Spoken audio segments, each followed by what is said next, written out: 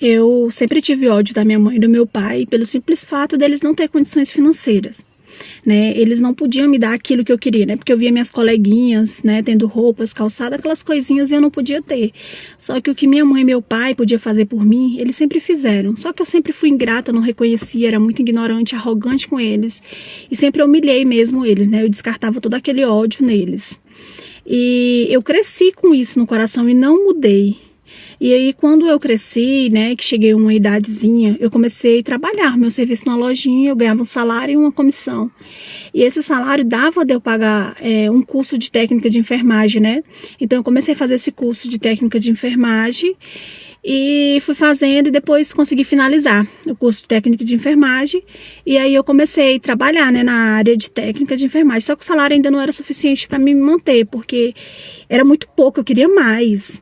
E aí eu consegui, né, pagar minha faculdade de enfermagem. Depois que eu comecei de técnica, né, eu consegui pagar minha faculdade de enfermagem.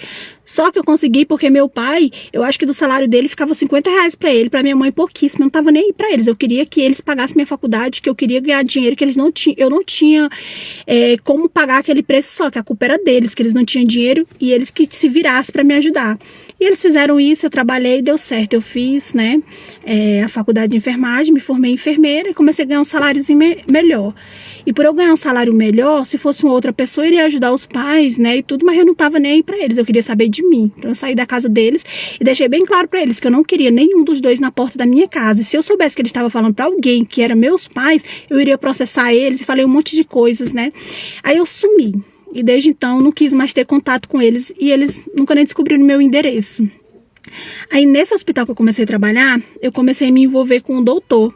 E esse doutor era casado, né? Aí eu tive caso com ele e ele sempre me ajudou também, né? Sempre me dava dinheiro e esse dinheiro que ele me dava eu fui juntando com o que eu ganhava e juntei o suficiente de pagar uma faculdade de medicina. Aí eu comecei a fazer a faculdade de medicina, me formei, né, em medicina e continuei com esse doutor. Aí, uma vez, era um dia de Natal, véspera de Natal. Um colega fez um evento lá na casa dele e convidou nós todos do hospital para participar. E aí, nesse evento, eu extrapolei na bebida, bebi demais e fui embora, né, no meu carro. E eu tive um acidente. Nesse acidente, eu fiquei paraplégica, fiquei sem movimento algum nos braços, nas mãos, e por isso eu não podia, né, trabalhar mais na minha área. Eu comecei a receber o benefício mesmo, meu benefício sem trabalhar. E eu recebi esse benefício. E minha mãe descobriu e ela encontrou meu endereço, não sei como, mas quando ela encontrou meu endereço, eu já estava conseguindo, sabe, falar assim mais ou menos, e eu pedi para ela ir embora, dali que se ela não fosse embora eu ia chamar a polícia. Eu falei, nesse dia eu até xinguei ela, né, falei que ela era uma praga na minha vida, ela e o meu pai, que eles sumissem da minha vida.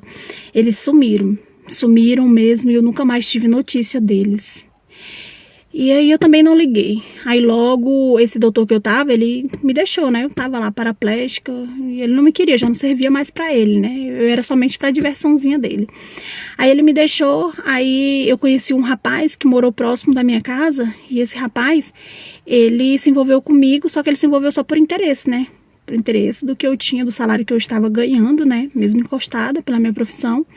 E esse rapaz me deu um golpe, ele fez eu assinar um papel, que esse papel eu estava passando tudo que era meu para ele, que dizia que nesse papel eu não tinha condições alguma de receber nem o meu próprio benefício, que teria que ser tudo ele. E aí ele conseguiu isso e sumiu. Ele sumiu. Eu tentei de todas as formas recorrer para ver se eu conseguia, eu não consegui. E por eu não conseguir, eu não tinha mais condições de me manter ali com remédios, né, com o custo da minha casa. E chegou um dia que um homem falou pra mim que eu tinha um prazo de 24 horas para sair daquela casa, que a casa não era minha. Aí eu levei um choque, eu falei, é minha, eu paguei. Não, esse homem que me deu o golpe, ele vendeu a casa para uma outra pessoa e já não era mais minha.